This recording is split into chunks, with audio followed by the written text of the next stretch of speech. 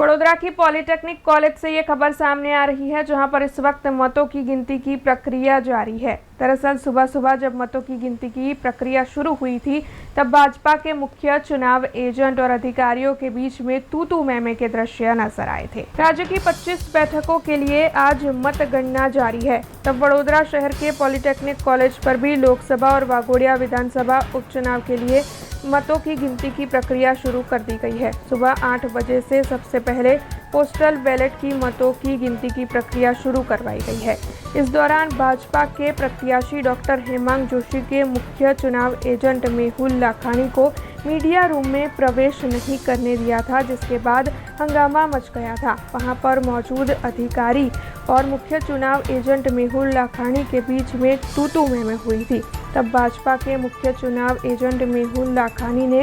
अनोखे तेवर दिखाते हुए कलेक्टर का डर भी दिखाया था। हालांकि इस पूरे मामले कानून को ऊपर रखते हुए अधिकारियों ने मेहुल लाखानी को कानून के पाठ पढ़ाए थे। उम्मीदवार मुख्य चूंटणी एजेंट मारी सही लीधी तमार कलेक्टर साहेब तो सही चालશે કે નહીં ચાલે हाँ तो તમે અત્યારે ના પાડો છો સાહેબ ને એટલે તમે ઉમેદવાર એલાઉડ છે કે નહીં ના હું તમને પૂછું છું દર્શન ભાઈ ઉમેદવાર એલાઉડ છે કે નહીં તો ઉમેદવાર એલાઉડ એટલે હું એલાઉડ હોઉં તો ટેકનિકલી અમત કરી એની સાથે પોલીસ આવું તમે લેવાની ના ના એમ નહીં ઉમેદવાર એલાઉડ છે કે નહીં તમે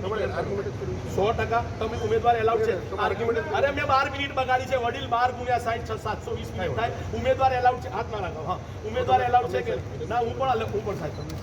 એટલે એમને એવું કીધું કે અહીંયા એલાઉડ નથી મારી વાત હવે તમે મારી વાત નામ સાંભળો મારું નામ મેહુલ લાખાણી તમે હાથ નીચે રાખી મારી નીચે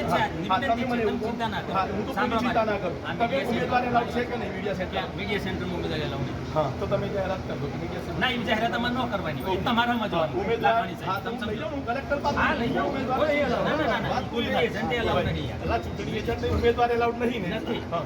એ તમારી વ્યવસ્થા હશે કે બેસવાનું हमसे जुड़े रहने के लिए हमारे YouTube चैनल को सब्सक्राइब करें और नई वीडियो की नोटिफिकेशन के लिए बेल आइकॉन को दबाएं।